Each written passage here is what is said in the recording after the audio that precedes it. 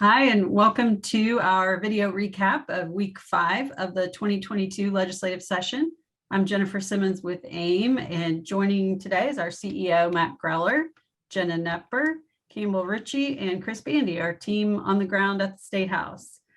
We're getting ready to enter the second half of this short legislative session, and with the exception of the business personal property tax issue and plenty of other bills of concern, there are many bills to feel positive about. We thought we'd spend a little time today sharing some good news. But first, before we do that, I think, Matt, how about some reminders on the business personal property tax, which we just can't avoid mentioning. It's just too important. Thanks, Jennifer. You mentioned short session. I think that's probably an understatement this time around. It is the shortest of short sessions, at least in my career working with the General Assembly. It's moving extremely fast.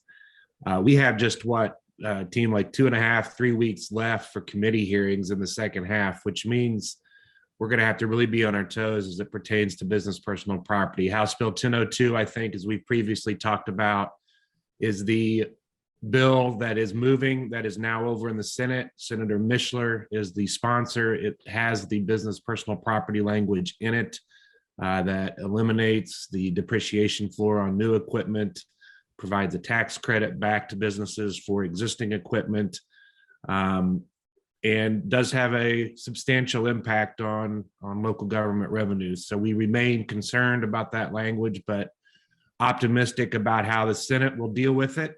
They've shown or said so far clearly that any business personal property measure needs to include replacement revenue for us, for local governments, which is critically important. So we're going to hit the ground running this week.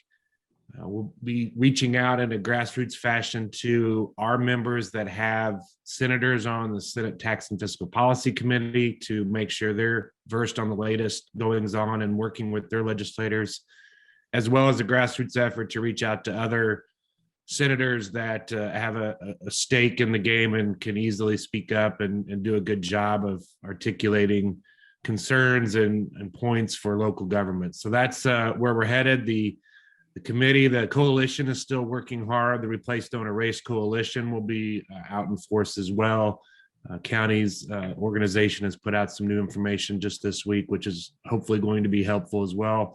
And then we have our legislative dinner on Tuesday, February 8th. So hopefully we can spend a good deal of time there working with legislators as well. So I can't emphasize enough how little time we have left and how fast things are going to move over the next few weeks on this issue, as well as many others that we'll talk about next, Jennifer. Yep. Thanks, Matt. Well, let's segue into the good news.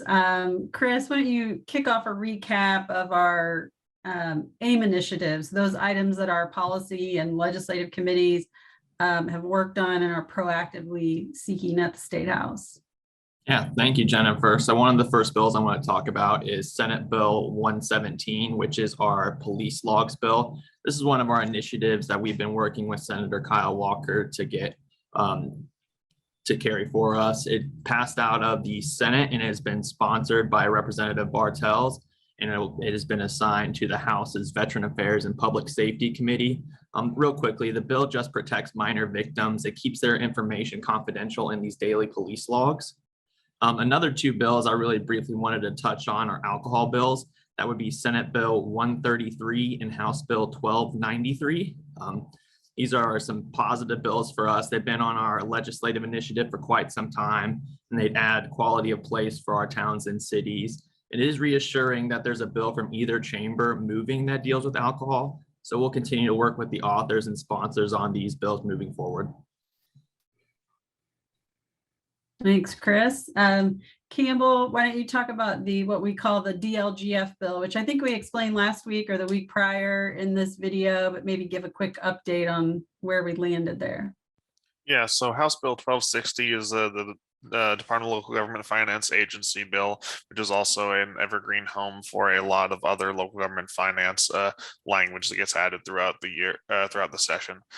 This year, it includes one of our legislative initiatives, which was in there when it was introduced, but has stayed in there as it passed through the House to eliminate the trending on the remaining cumulative capital development funds for municipalities. As you all probably know, if there's a significant change in assessed value in your community, the rate can be adjusted on your cumulative capital development funds by Dlgf, and then it would need to be completely reestablished to go back to your original rate. This would just eliminate that trending process, so that if there's a AV change, it doesn't change the rate on your CCD fund, and you don't have to go through the process of reestablishing it. So that's really great language for municipalities, and lifts some of that administrative burden on going through and reestablishing that. Great, thanks, Campbell. Well, Jenna, we've talked about it a lot in this video, or in these videos, at our events with our members. Part of our strategy legislatively is to look at bad bills and see if we can work with lawmakers collaboratively to make them better, not just stand up and oppose everything. Let's see if we can work together to make legislation better. And we've had a lot of success with that, you and your team, this legislative session. Do you want to recap a handful of those bills that we've been able to, in essence, improve upon and make them more livable for cities and towns? Absolutely. Thanks, Jennifer. And yeah, there have been several occasions where we've worked with legislators to improve these bills. And as Matt says, even though it's a really short session, the shortest he's seen, it's certainly made for the longest of days, but some of it, we're starting to see the fruit of it, of working with these legislators. So Senate Bill 29 is a bill dealing with eminent domain. And initially, as introduced, it would have had a broad impact and delayed eminent domain projects and increased cost for those municipalities utilizing this tool. We worked with Chairman Buck to narrow the impact to situations where there's a total taking or a transfer of title. That's when these communities will be required to pay 120% of the fair market value. So it's not going to impact things like utility easements and utility extensions. So that was a really positive kind of negotiation and opportunity to work with Chairman Buck on this piece of legislation. Also on the House side, there were multiple bills dealing with public meetings and adding requirements for local units of government to allow for public comment. And if public comment wasn't offered, requiring or allowing individuals to challenge these in court. And so some really concerning bills, but we worked with Chairman Miller, who chairs House Gov and Reg, to a couple of these bills weren't heard. And then the bill that did move forward, House Bill 1130 from Representative O'Brien, does not impact cities and towns. So truly a step in the right direction in terms of our ability to run our meetings the way we have been. And then Senate Bill 272 deals with wastewater.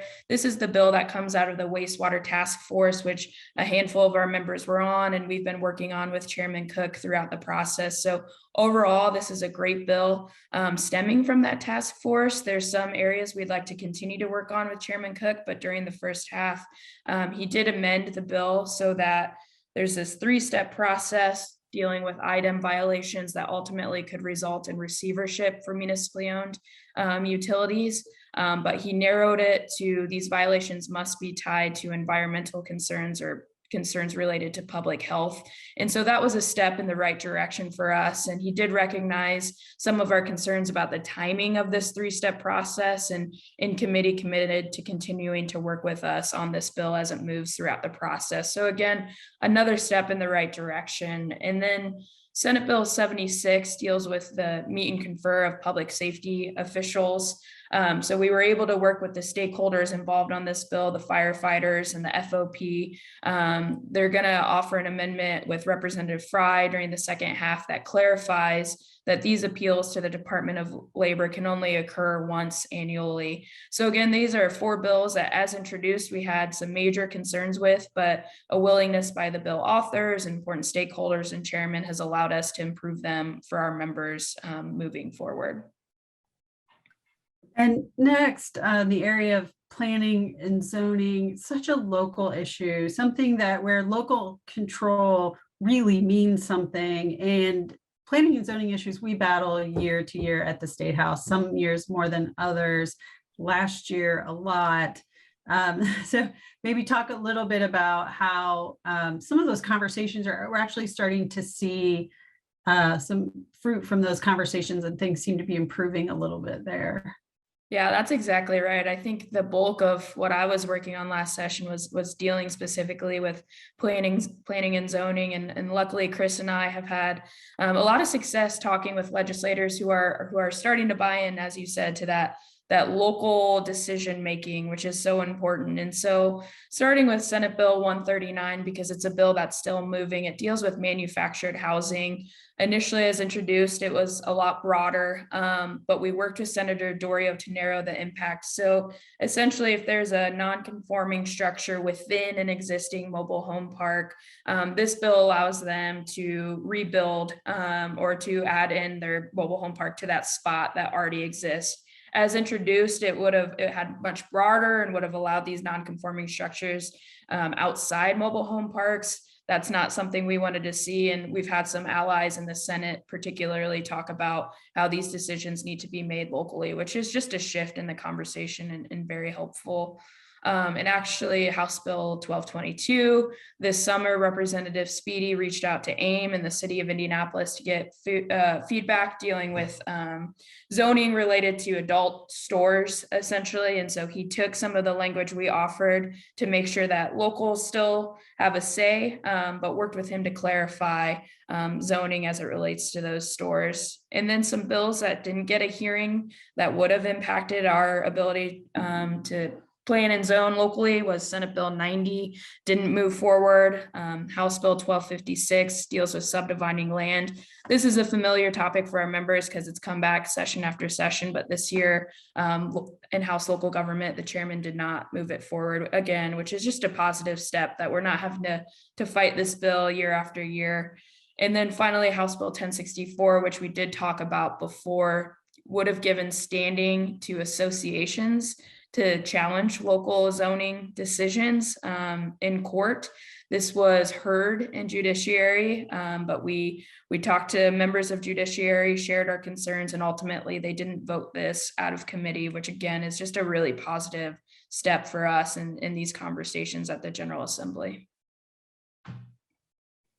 Thanks, Jenna. It's a lot of work that's gone into those and many, many other bills. So I'll just remind everyone that we do have a tracking list at the bottom of your legislative summary, so you can see all of the bills that we're working on. And as we transition into the second half of the session, that list will get smaller. So that's good news, but we still encourage you to skim through that tracking list and highlight bills of concern, and make sure you reach out to the legislative committee if you're seeing something that gives you pause. Always having that feedback is helpful to us when talking to lawmakers.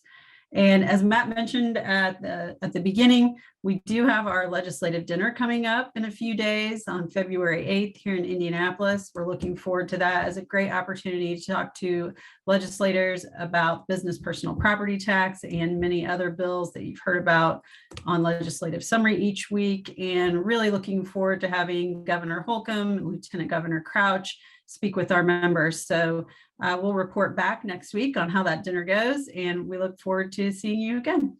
Take care.